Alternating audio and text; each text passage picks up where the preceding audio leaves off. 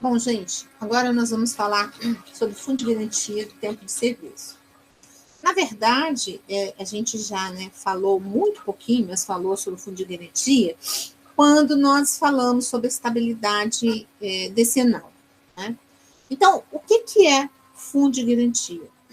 O fundo de garantia, na verdade, ele foi criado objetivando que o empregado, ao longo do período em que ele trabalha, ele tivesse um plus a mais no caso de algumas situações de ocorrência de alguma demissão, naqueles casos previstos em lei. Então, o fundo de garantia, ele nada mais é do que uma conta bancária, tá? Só que ele é uma conta bancária que ela só pode ser utilizada e só pode ser sacada naqueles limites que tem previsão na lei. Então, o empregador, mensalmente, se for um empregado normal, ele vai depositar 8% dos ganhos salariais desse empregado. Se for, por exemplo, um aprendiz, é 2%. Então, ele vai depositar mensalmente nessa conta do fundo de garantia, visando justamente que esse trabalhador ele tenha uma garantia, quando ele for demitido sem justa causa, ou quando ele se aposentar, ou quando ele for comprar uma casa própria, ele tenha recursos, para poder fazer o saque dessa conta. É uma conta vinculada porque ela vincula ao empregado e àquela empresa. Então, amanhã, se o Guilherme tiver, por exemplo, 3 trabalhos em que ele tenha a opção pelo fundo de garantia, seja o regime seletista, porque hoje a gente viu que a partir da Constituição de 88, todos os empregados são optantes pelo regime do FGTS, não existe mais escolha, obrigatoriamente. Todo empregado que passa a trabalhar no regime seletista a partir da Constituição Federal de 88, automaticamente ele fez opção. Então, nesta situação, se ele, por exemplo, tiver 3 empregadores, ele vai ter 3 contas de fundo de garantia diferenciadas, vinculadas ao quê? Vinculadas a ele, e vinculadas à empresa a qual ele está trabalhando. Tá? Então, são contas que são individualizadas.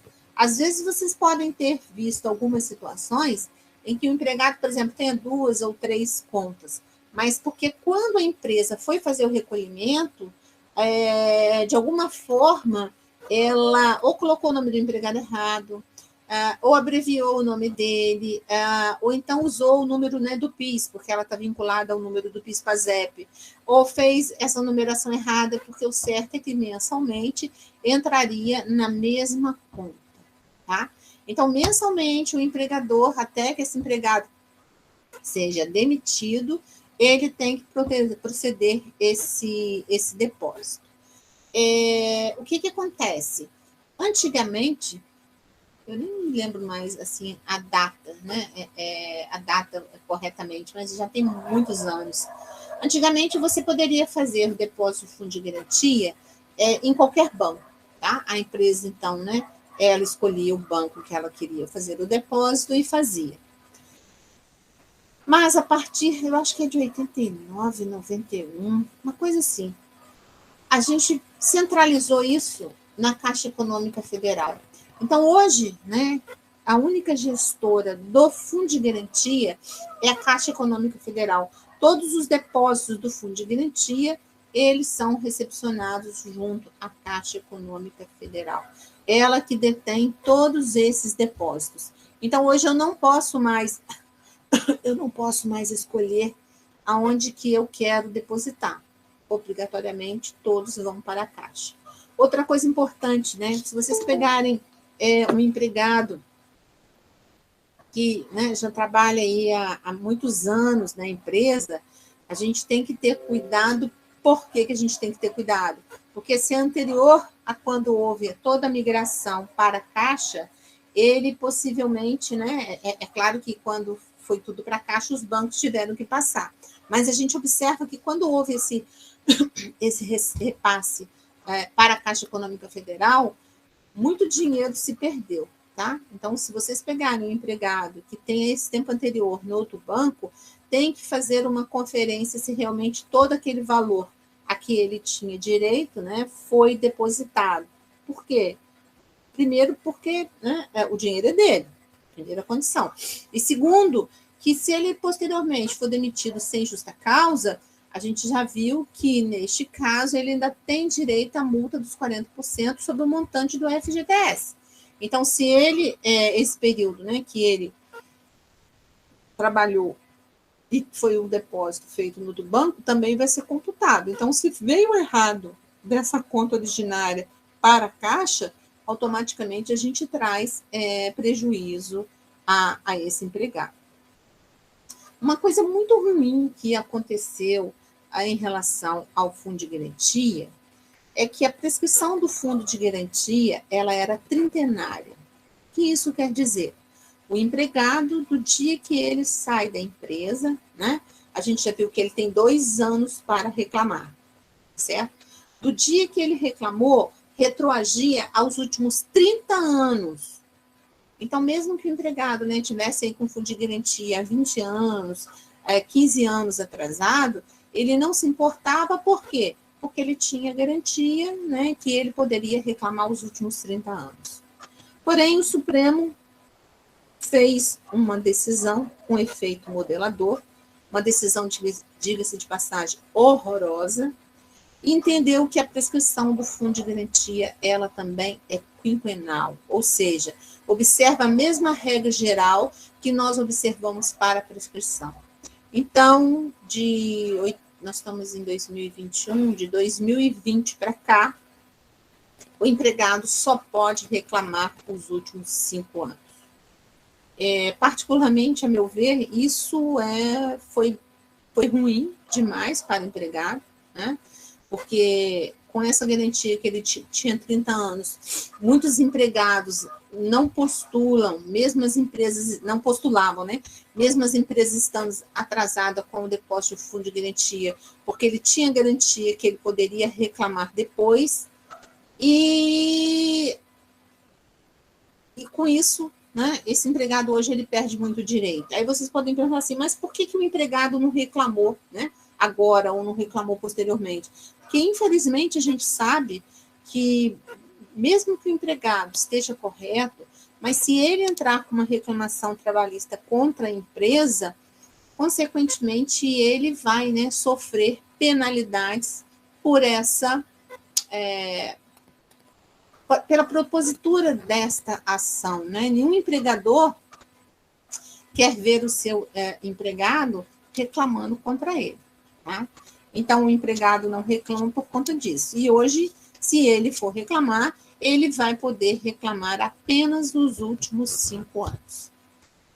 E o Rodrigo me pergunta assim, mas como é que eu posso saber, de repente, se o meu fundo de garantia, né, está correto? Hoje, na verdade, você pode ir lá na aba da Caixa Econômica Federal, tem lá, né, o seu extrato, vamos dizer assim, analítico mensal. Você consegue verificar. Como é que eu sei se os depósitos estão sendo feitos corretamente? Aí a gente vai fazer aqui uma projeção. Geralmente, o valor que você ganha, né, mensalmente, é o valor que vai dar anualmente. Meu salário é R$ 1.200. Então, por ano, você sabe que você vai ter, em média, de fundo de garantia, R$ 1.200. Certo? Isso aí, assim, é uma média, tá, gente? Porque, por exemplo, quem tem um salário variável, aí vai dar diferença, né? Porque, às vezes, um mês ele tem mais ou menos, aí você teria que fazer vamos dizer assim, um cálculo, uma previsão. Mas, assim, regra geral, a cada ano você tem o valor de um salário por ano de fundo de garantia. E o empregado que é demitido sem justa causa, ele tem direito a 40% sobre esse montante, né, que estiver depositado na conta vinculada dele, hoje, como falamos, junto à Caixa Econômica Federal. Eu não sei se vocês sabem, né, mas eu brinco assim, que o maior objetivo hoje do fundo de garantia, na verdade, não é nem só garantir o empregado. Hoje, né, todo o sistema financeiro da habitação, é custeado com o fundo de garantia. Então, observe o seguinte, se hoje todos os empregados que trabalham no regime seletista fossem proceder ao saque do seu FGTS, a gente não teria dinheiro para isso, porque é como se esse dinheiro ele fosse um dinheiro que estivesse assim virtualmente, né? Ele existe, tá? Mas ele está aplicado, né, nos recursos do sistema financeiro da habitação. Tá? Então, a Caixa, como órgão gestor, né, ela é que vai gerenciar. E só recordando, quando a gente falou lá sobre a questão da estabilidade, nós vimos que, né, o Conselho Nacional do Fundo de Garantia, ele é um órgão que é quadripartite, né? Porque a gente tem empregado, a gente tem empregado, não minto, ele é tripartite, quadripartite é da Previdência, desculpe, gente, ele é tripartite. Nós temos empregado, empregador e temos o governo, né? Então, esse conselho, ele vai gerir, né, e dizer como é que vai ser o funcionamento do fundo de garantia. O fundo de garantia, a previsão do fundo de garantia, ela vem toda estabelecida na Lei 8.036 de 90. Então, não adianta eu inventar, eu querer mudar a regra, porque se não estiver previsto na Lei 8.036 de 90, eu não consigo sacar, né? Eu não consigo, a gente nem fala saque, a gente fala movimentar. Eu não consigo movimentar, eu não vou ter aqui, a correção é 3% ao ano, eu não consigo fazer nada diferente. A pior correção, né, que nós temos hoje de aplicação é o fundo de garantia. Então, quem consegue sacar, ele tem mais que correr e proceder ao saque, porque não é interessante, né, em termos de aplicação, a gente ter um dinheiro depositado na conta vinculada do FGTS. Comprei uma casa própria. É melhor você abater ali, né, com o saque que você fizer do fundo de garantia, que com certeza a aplicação dos juros, né, da compra da casa própria é muito superior à aplicação do fundo de garantia. Então, hoje, o maior recurso que nós temos para ele é justamente ele fazer face ao sistema financeiro da habitação. Tá? Então, você vai comprar uma compra, né, de uma casa própria, você vai lá e saca. É fácil sacar nessa situação? Não. E assim, eu não sei se vocês sabem, né, mas todas as vezes em que nós vamos comprar, por exemplo, uma casa, a gente tem que regularizar, né, para passar o domínio e a titularidade para a gente, não é isso? Então, eu tenho que registrar. Aí você fala assim, mas é barato a gente comprar pelo sistema financeiro? Eu, particularmente, não acho, porque aqui, uma casa mais ou menos aí no valor de R$300 mil, você, né, além dos custos do cartório, que você vai gastar em média com registro, escritura, você vai gastar uns 5.800, ainda tem mais, né, o ITBI, que você vai gastar mais 2% do valor da avaliação. Na Caixa, você também vai gastar aí pelo menos uns 3.000 a 5.000 reais. Então, hoje, comprar uma casa pelo sistema financeiro é caro, mas eu particularmente acho que ainda é melhor você comprar do que você pagar aluguel, mas aí, né, a avaliação é de cada um tem o custo-benefício, tem, né, eu acho que aplicar o dinheiro de outra forma seria mais interessante, né? Mas, assim, só quero que vocês entendam que tudo tem custo, tá, gente? Não é só chegar lá, quero sacar, mas eu quero sacar, mas eu vou ter que comprar um produto, eu vou ter que assinar esse contrato, o contrato feito no sistema financeiro da habitação, né? Ele tem força de escritura, então a gente vai até o cartório registrar, né? O cartório de registro do imóvel, a gente vai registrar, porque a partir daí esse imóvel ele fica como garantia, mas ele também já fica no meu nome, né? No meu domínio. Então, assim, são condições que nós temos que observar. Em relação, né, ao saque do fundo de garantia, podemos sacar o fundo de garantia em qualquer situação que eu quiser? Basta querer? Não, tá? Só posso sacar, gente, nas situações que estão previstas no artigo 20 da 8.036. Sempre que vocês quiserem verificar se podem sacar, vocês têm que pegar a Lei 8.036 e ir lá no artigo 20. Ah, mas a gente pode ter alguma exceção, né? Sim, por exemplo, agora mesmo no momento da pandemia, né, houve uma lei autorizando que se procedesse aos saques. Mas aí são leis excepcionais, tá? Mas, regra geral, os casos que são relacionados a fundo de garantia, a lei do fundo de garantia é a 8.036 de novembro. É essa lei que nós temos que observar. Então, o importante para vocês, né, vamos dizer, como regra, principalmente é o artigo 20 dessa lei. Por quê?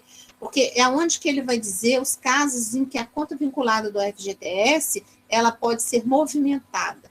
O movimentado aqui é você sacar, né, você poder retirar, tá? Eles chamam de movimentação. Então, os casos em que a conta pode ser movimentada. Hoje, uma movimentação, né, um saque do FGTS, eu posso dizer para vocês que está muito mais fácil do que era antigamente, né? Dependendo do valor, você saca hoje até numa loteria, né? Isso, ou no caixa aqui.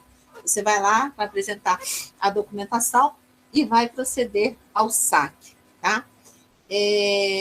Nesse momento da pandemia, ele até facilitaram, né? Algumas situações em que você poderia realmente sacar de uma forma mais célere. Mas tudo depende, a gente vai ver aqui agora os casos de saque, vocês vão ver que muitos casos dependem de comprovação, tá? Então, em que momento eu posso fazer o saque do FGTS? Neste caso, ele fala que a gente pode sacar, né, na despedida sem justa causa. Então, aquele empregado que é demitido pelo empregador sem causa nenhuma, porque o empregador não quer mais que ele trabalhe, ele pode sacar. No caso da dispensa indireta, é a justa causa em que o empregador deu causa, então o empregado entra com uma ação contra o empregador, dizendo que ele não vem cumprindo, né, com as regras do contrato de trabalho. Sempre vai ser uma ação, né, porque o empregador ele nunca concorda, né, que ele estaria errado.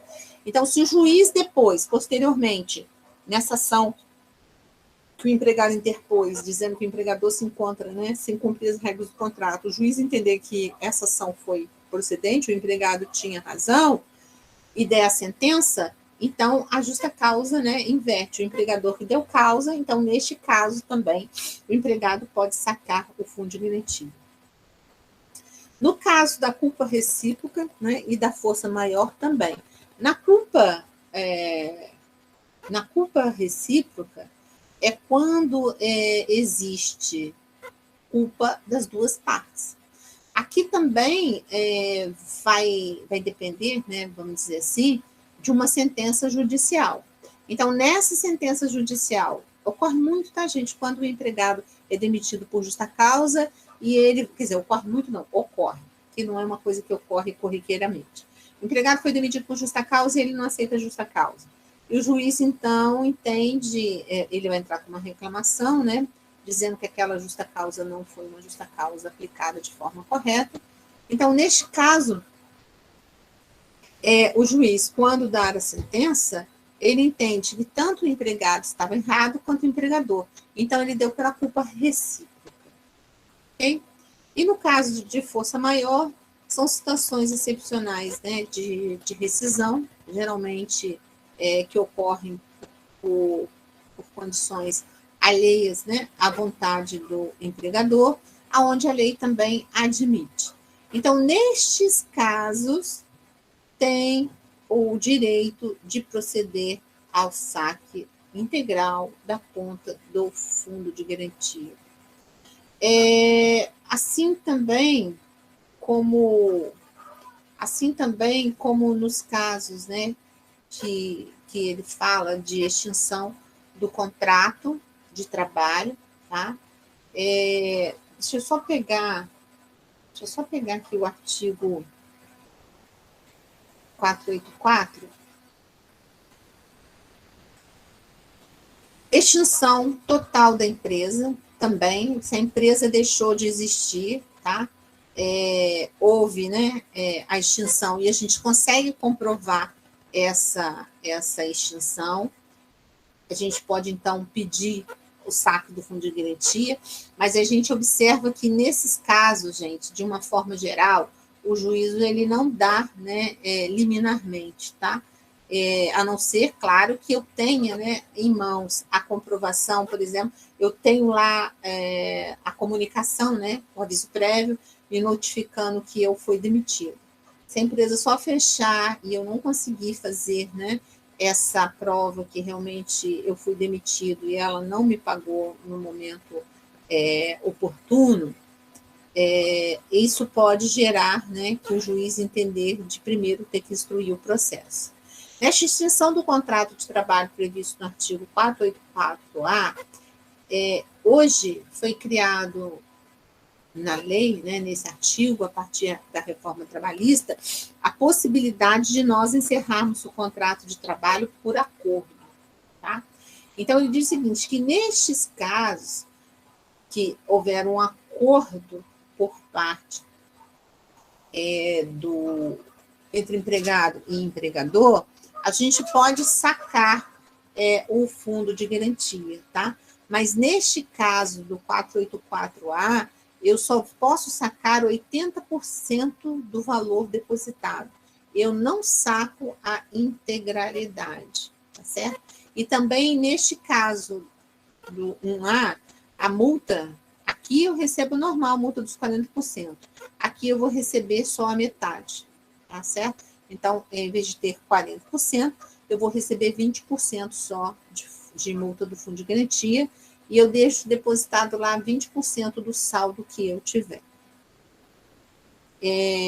Isso é novo, alguns empregados aceitam, outros não, porque também o empregado, né, que optar por fazer o acordo para sair da empresa, ele tem que saber que ele não vai ter direito ao seguro-desemprego, porque o seguro-desemprego é para quem perdeu, né, involuntariamente o trabalho. Aqui, no caso, o empregado está abrindo mão. Então, se ele está abrindo mão, ele também não recebe. No caso de aposentadoria pela Previdência Social, mesmo que o empregado continue trabalhando, ele tem direito de proceder ao saque do FGTS, tá certo? Ele vai levar lá, né, a carta de concessão de aposentadoria, a cópia da carteira, os documentos que forem exigidos pela Caixa, a gente tem que ver, cada um desses aqui tem um procedimento, né, que a Caixa vai exigir para liberar. Agora, neste caso aqui da aposentadoria, a gente tem que observar o seguinte, gente, o empregado que continua, né, trabalhando, como eu falei, ele pode sacar. Então, o que ele pode fazer? Ele pode ir até a Caixa Econômica Federal, abrir uma conta poupança, tá? E vincular que todos os meses, quando a empresa pagar o fundo de garantia dele, automaticamente ele entra na conta do fundo de garantia e ele é repassado a poupança. Ainda melhor a poupança do que a correção do fundo. Então, é uma oportunidade que as pessoas têm, tá? E ela pode sacar a qualquer momento.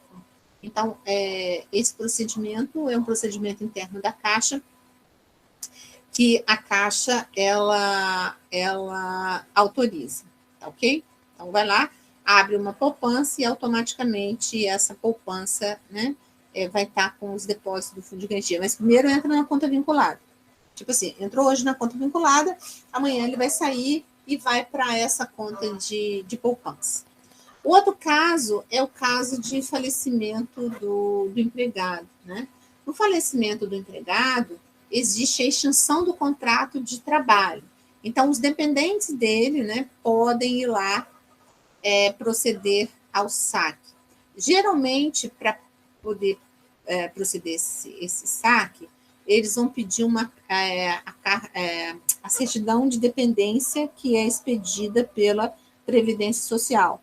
Então, com base, né, nessa certidão de dependência, é que vai ser liberado.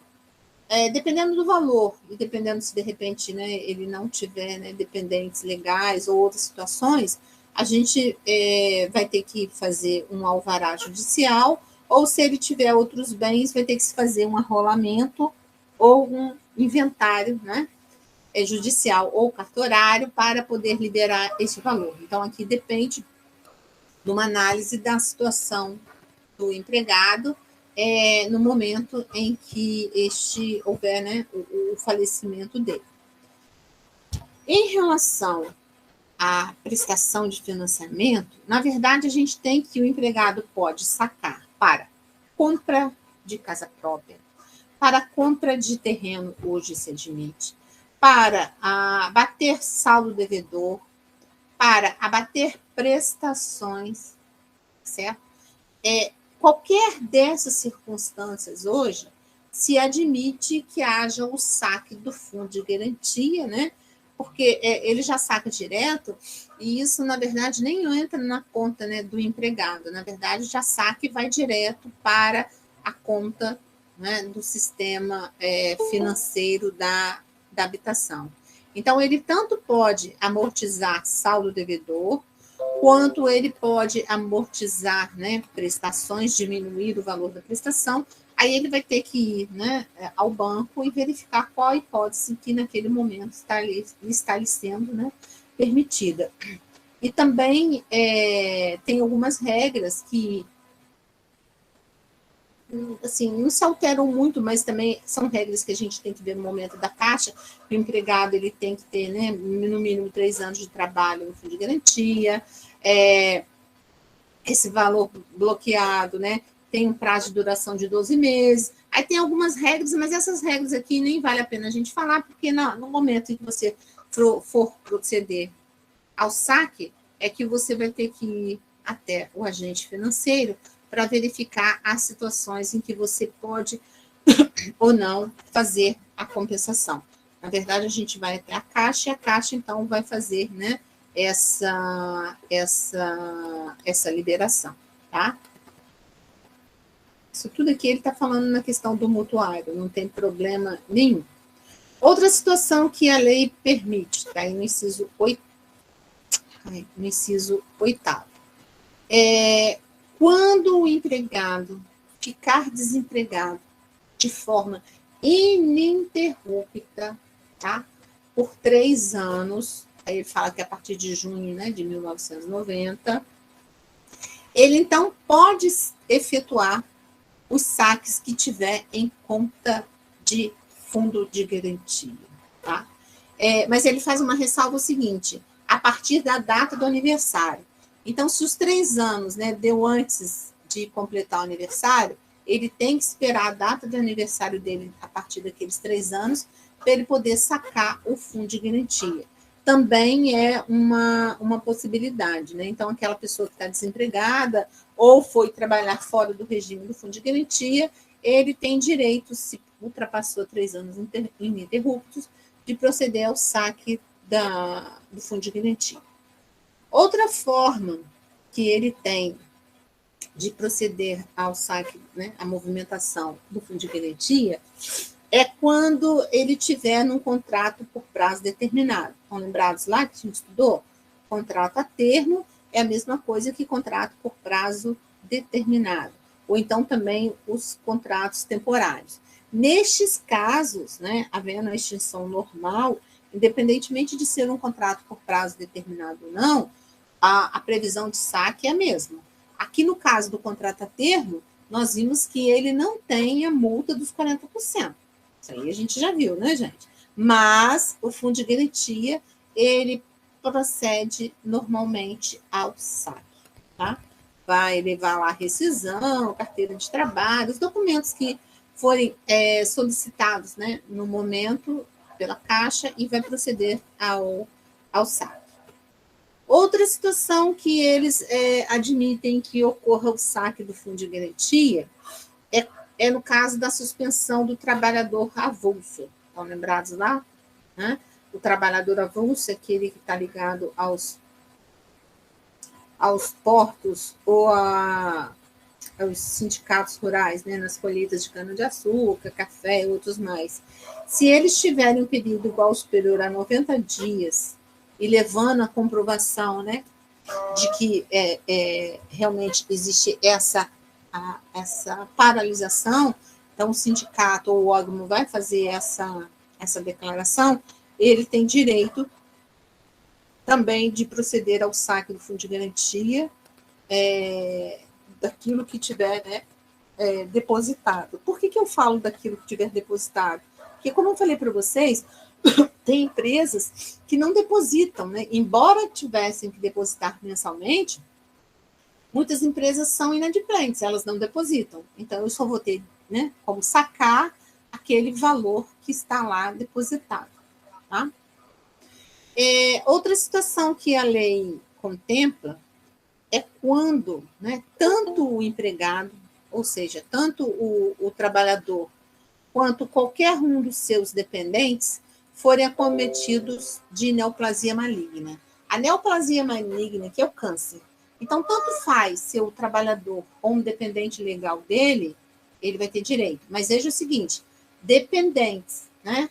Então, a pessoa tem que estar dentro daquele momento condicionada à dependência, né, legal deste empregado.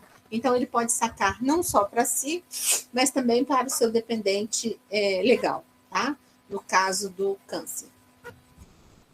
Assim também que ele pode estar sacando no caso do HIV, tanto para ele quanto para qualquer um dos seus dependentes, tá?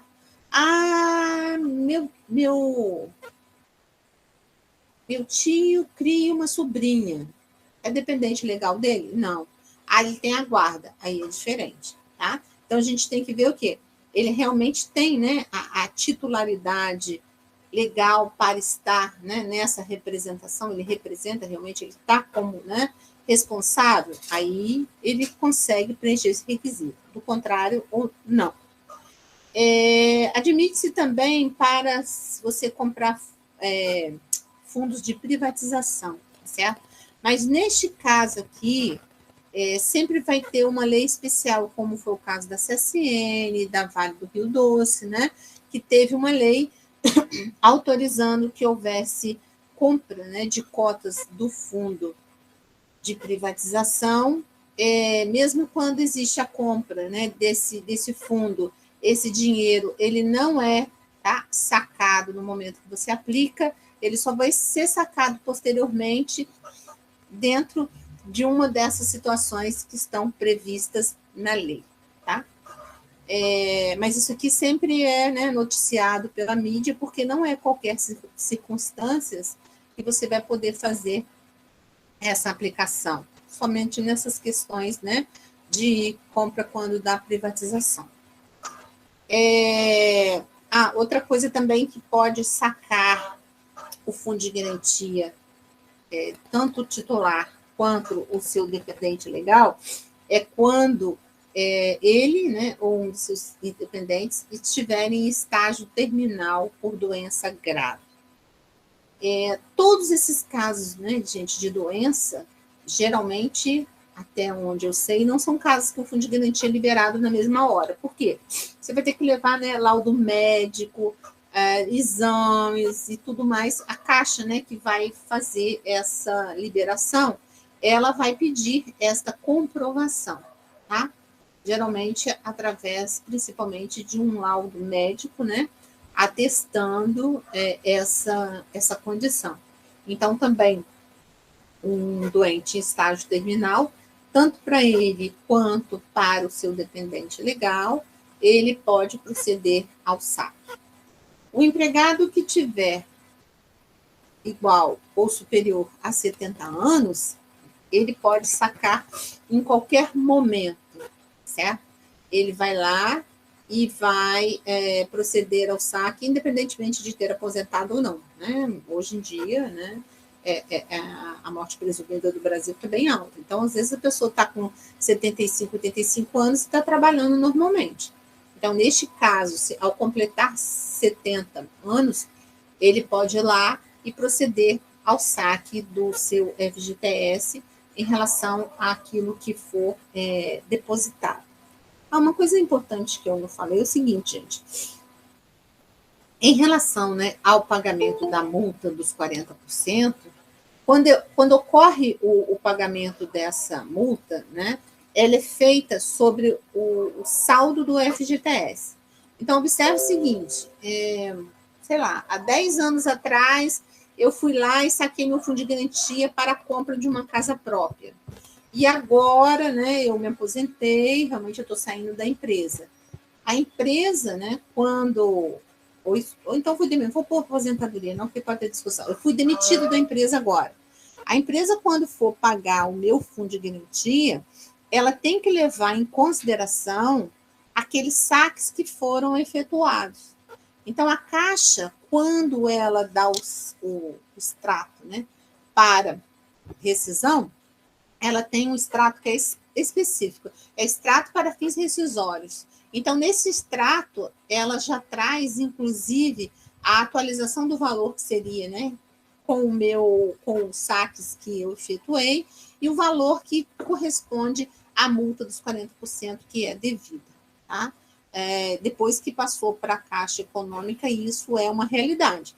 Mas se eu tiver um trabalhador que teve depósito de fundo de garantia em outro banco, sacou para a compra da casa própria antes de haver essa reunificação na Caixa, eu tenho que tomar cuidado. É melhor eu pegar lá, tem um documento, eu não sei mais o nome atual, porque tem muito tempo que eu não pego esse documento, mas eu vou lá pegar, por exemplo, a escritura dele, né, o contrato de compra, para poder fazer a prova que houve o saque do fundo de garantia, para poder a empresa levar em consideração esse saque. Senão, é mais uma perda que este empregado, tá?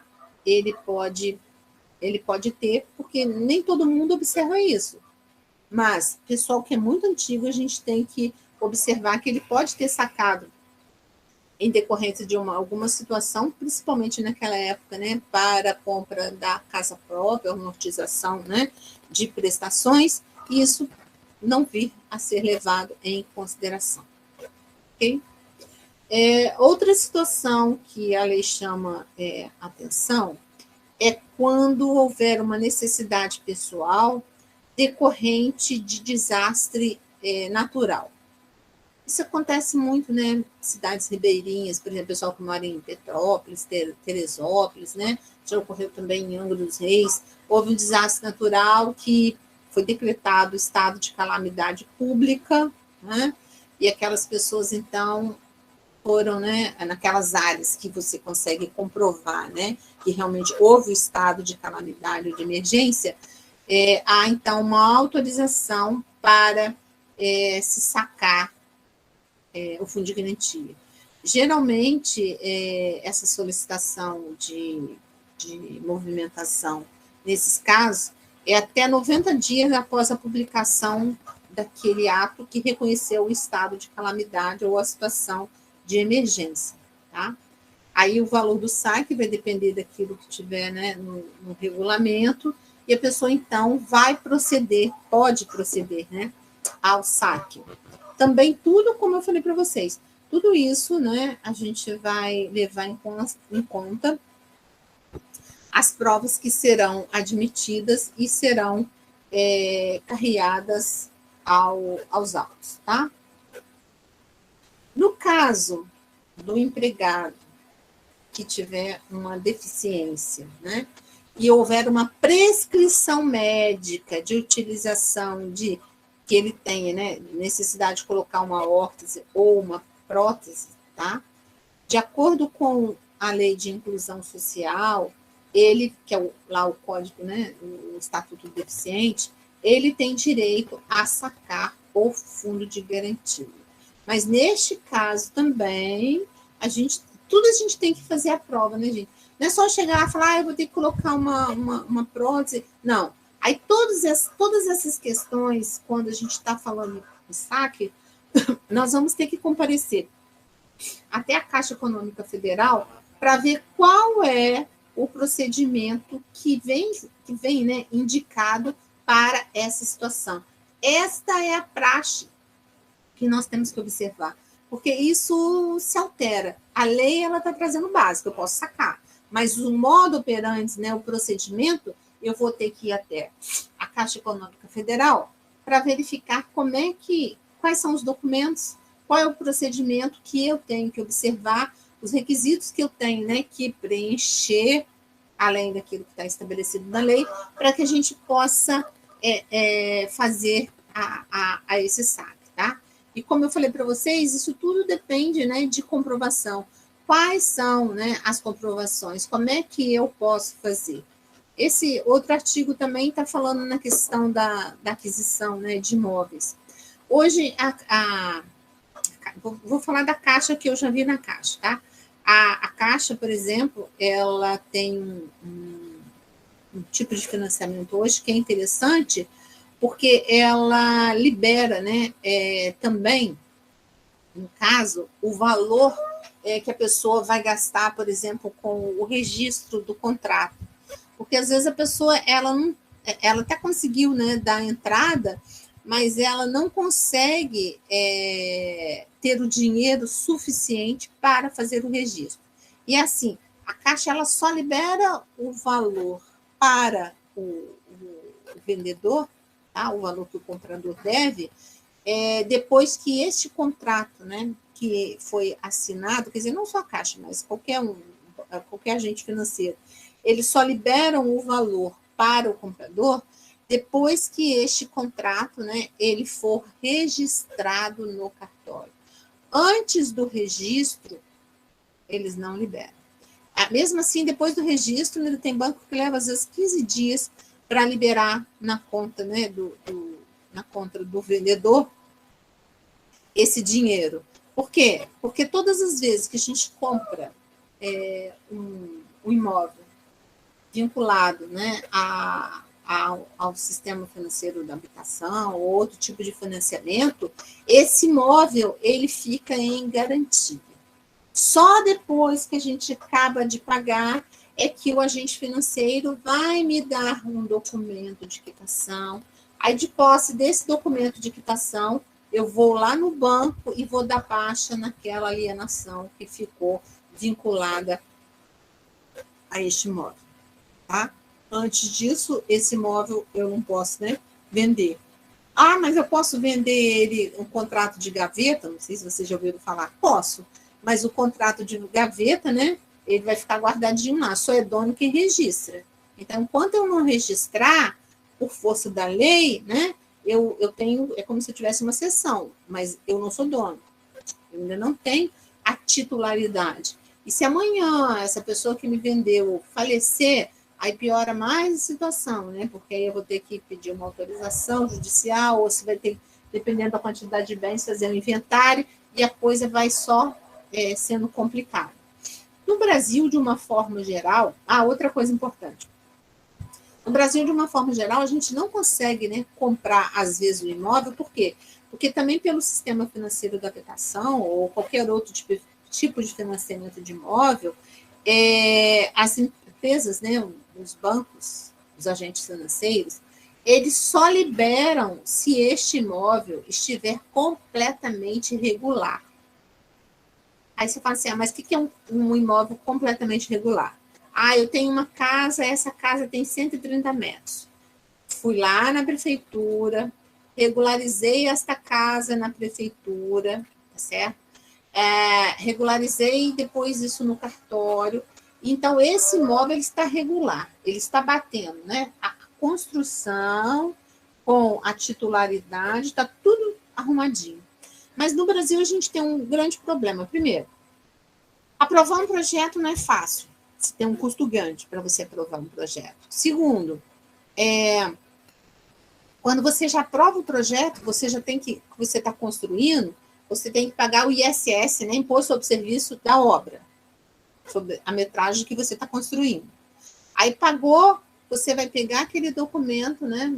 Aí você vai pegar a BITS, a certidão de busca, vai até o cartório e vai fazer o registro. Aí você vai pagar para registrar a obra de acordo com aquele valor, né, que foi dado lá no dados cadastrais pela prefeitura. Aí você vai pagar no cartório. Antes disso também, embora hoje a gente tenha aí uma instituição normativa que liberou, eu ainda, todas as vezes que eu faço uma obra, eu tenho que pagar o INSS sobre essa obra. E o INSS, ele funciona assim, mais ou menos, pela quantidade de banheiros né? E se é uma casa de nível mais baixo, popular, se é médio, se é superior, e a Previdência Social, ela está caríssima, caríssima. Uma casa aí de 300 metros, com uns 3 banheiros, de INSS mês não, o INSS total da obra, até o final você deve recolher aí uns 6, 7 mil reais. Aí, se você contrata, por exemplo, uma construtora, né, ou uma pessoa que tem uma empresa, beleza. Aí, quando ele recolher o fundo de garantia dos empregados dele, ele vai recolher nessa inscrição, né, que você abriu lá junto à Previdência Social, e aí, então, vai abatendo, tá? Mesmo assim, depois você tem que ver se não vai ter nenhuma diferença, porque você precisa dessa certidão negativa da Previdência Social. Então, assim, o custo hoje, né, além do custo operacional da obra, você tem todo esse custo cartorário, o custo dos impostos. Então, regularizar hoje uma obra no Brasil não é barato, gente. Não é barato. Não é barato mesmo. É muito caro. Qualquer escritura que você faça aí hoje de um imóvel na faixa, vamos pôr um imóvel na faixa de 350 mil, só no cartório de registro você vai gastar em torno de 7 mil reais, quase 7 mil reais. Mas é importante, porque só é dono aquele que registra. Enquanto eu não registrar, né, o imóvel no meu nome, eu não consigo. Então, às vezes, a pessoa quer vender a casa, mas a casa dela é uma casa que é irregular. Já ouviram falar, né? O Rodrigo já deve ter ouvido falar nos puxadinhos, né, Rodrigo? A pessoa puxa daqui, puxa dali, né? Vamos fazer... A gente mais ouve, né, professor? A gente mais vê também. E é onde eu moro aqui, é um bairro bem carente, né? Então a gente sempre tem aqui um puxadinho. Pois é. Vamos puxar aqui uma casinha do cachorro. Você puxou uma casinha do cachorro depois telhado, você já é considerado obra. E outra, quando eu, por exemplo, quiser... fiz aqui um puxadinho, agora eu quero dar baixa. Eu tenho que pagar o INSS e o ISS sobre essa baixa. Então, assim, o custo é caro, não é barato. Por isso é que muitas pessoas, né, não têm condições de regularizar. Outros não regularizam porque eles fazem obras irregular mesmo, né? Tem gente que é maluco, faz prédio sem planta, que é uma temeridade, né? Porque amanhã, se tem alguma coisa, você não tem uma BITS que comprova que aquela obra é uma obra regular. Aí a gente vai cair, né, lá dentro, né, da responsabilidade civil, e aquela pessoa possivelmente está um sal grosso. Mas aí, a vida, eu sempre falo que a vida é feita de escolhas. Cada um tem que escolher aquilo que é melhor ou é conveniente, né, ao seu agrado. Tá? Então, assim, é barato? Não. Mas eu também só consigo financiar um imóvel se esse imóvel for um imóvel que está regular. Se ele não for um imóvel regular, eu não consigo. Certo? Mas as possibilidades, né, de saque do fundo de garantia, gente, elas são muitas, né? Vocês viram lá que a gente tem várias condições. A gente só tem que ver se a tipificação da minha situação se encontra de acordo com aquilo que está na lei. Se tiver de acordo, beleza, tá? A gente vai lá e vai proceder ao saque. E lembrando, né, que hoje apenas a Caixa Econômica Federal é o agente gestor do Fundo de Garantia. Então, eu não tenho como hoje fazer nenhum depósito, né, do Fundo de Garantia em outro lugar que não seja a Caixa Econômica Federal, porque ela é o agente, né, gestor responsável por todos os depósitos. E, mais uma vez, lembrando, todas as vezes em que a gente tiver ocorrência do pagamento do fundo de garantia, a gente tem que levar em consideração, né, os saques que as pessoas fizeram. Então, se essa pessoa teve um saque, né, uma pessoa que já trabalhava há muito tempo, ela teve um saque anterior a essa regra, né, que levou tudo para a Caixa Econômica Federal, vamos lá fazer o levantamento, porque quando a Caixa emitir o extrato do fundo de garantia para fins rescisórios, a gente não vai ter lá esse saque que foi efetuado, porque a Caixa não tem este controle. Ela só tem este controle a partir do momento em que ela passou a ser a gestora do fundo. Antes disso, ela não tem. Então, a gente tem que tomar cuidado com isso, senão isso pode representar, né, um prejuízo ao nosso cliente. São cuidados que nós devemos ter.